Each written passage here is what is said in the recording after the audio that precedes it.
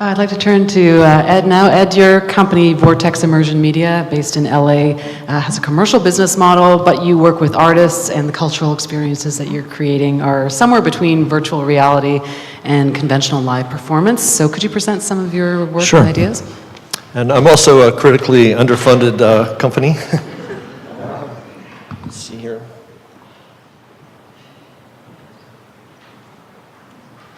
There we go.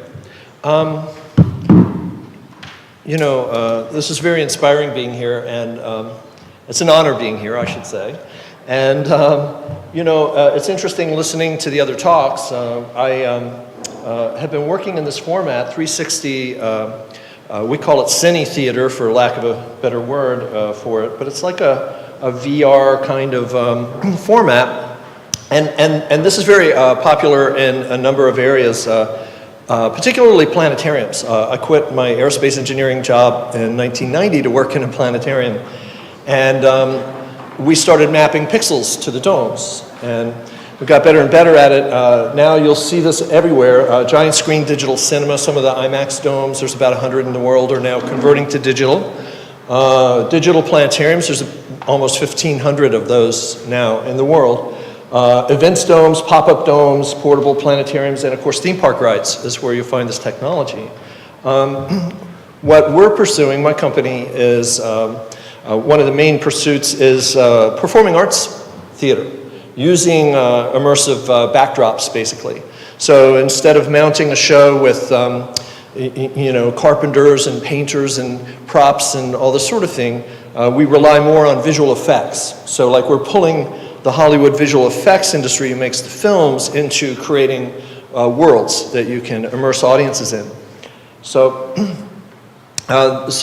these are some of the theaters I've designed around the world. These are digital planetariums, Library of Alexandria, and world's largest children's museum in Mexico City and such. There's 3 in the UK. Actually, my first one was in the Yukon. It's the Northern Lights Center up in Watson Lake. That was a lot of fun because we had to install in January, But the hot springs are cool, and with the Northern Lights, yeah. So, but what we do that actually, creates cash flow for us are a lot of these experiential marketing projects. Now we're starting to get into live concerts and EDM parties, so it's getting more fun now than flying an IBM logo in the sky. And I just thought I'd show a couple of things here. This is the Stella Sensorium. This was up in Toronto. Stella Artois created this immersive dining experience. So it was a 7-course meal, $125 a plate. There were 80 place settings with a conveyor belt in the middle of the long tables, 2 long tables. And so it's surround visuals, surround sound, vibration. There was actually vibroacoustics, and a drummer vibrated the tables. Aroma, like that. It was pretty cool. This is really akin to a virtual environment, like virtual reality, right? But try eating a meal with a mask on your face, right? It's kind of hard. I'm sure they're going to figure it out. There'll be a tube or something, feeding tube. This is a party that we did at the Coliseum. Skrillex, Diplo, DJ Snake. These are like big DJs. EDM dance party for the founder of Minecraft and 3,000 of his closest friends. This is a 200-foot diameter dome. What is that, 60 meters? So we had 24 video projectors blended to create the immersive environment in there, which is streaming off of 3 servers.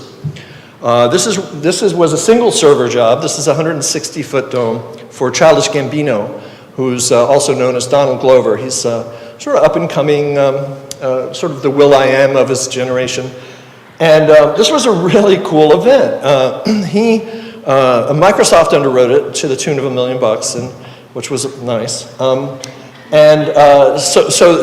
the programmers who were contracted in had 2 Unity servers, and the whole show was live performed like a video game environment, right? So our server remapped the visuals. They spent 2 weeks at our dome in downtown LA developing the show. But you can see that's my projector layout. There were speaker towers to avoid and all kinds of crazy stuff in there. So I wanted to say about this format, it's kind of, to me, it's like the out-of-home cinema version of headset VR, right? So you can eat popcorn, you can talk with your friends, it's a collective environment, which is what's so cool about it. And so we see the VR headsets as a secondary distribution platform for the content that we create. It's more of a marketing loss leader right now. It really doesn't make a lot of money, but it's a way to experience the show remotely. And this shows a couple scenarios. One is where we have a live performance in the dome. We shoot it live with a 360 camera and live stream it into headsets all over the world. So you can be at home and maybe someday we'll do Lady Gaga or something, right? Of course, the ticket in an intimate environment, we could do a dome for a few thousand people, would be a high ticket price concert, but you can virtually portal into the concert from your living room. The other scenario here is where instead of projecting into headsets, we actually project onto more domes around the country or around the world where people can virtually be at the concert. Also makes a pretty dandy virtual reality nightclub. Yeah. There's audio on this. This is just a little sizzle reel.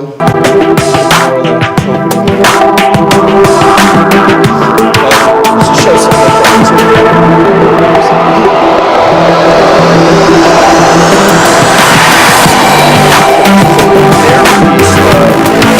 is a dome.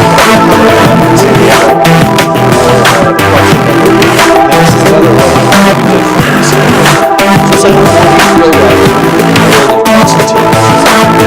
This is an artist.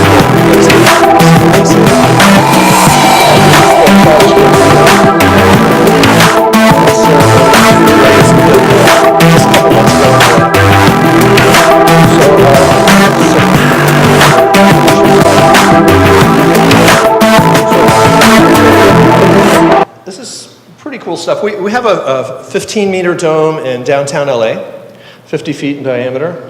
And we support artists. We've done, like CalArts every year, does a student showcase there. They develop content, have a curriculum built around our dome.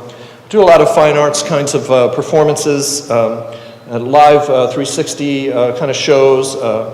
And some of them have toured a little bit. And this is really what I'm getting to with this format is that this can actually be a standardized format. So instead of doing sort of a one-off, you know, where, oh, you do a lot of stuff, it costs a lot of money to hang the projectors and everything like that, we can now design theaters in this format and make them cookie cutter. And we can even pop them up in a parking lot, right? Or touring dome, as well as permanent facilities. And what it allows you to do is to create a show and then, you know, package and distribute it. But instead of costing, you know, like $5 million to mount a Broadway show, you come in with a hard drive and upload your assets, you know. So it's not quite that simple, because you probably want, you know, projection map props and things like that, pop-up pieces on the stage and all. But anyway, and that was showing some interactive dance performance.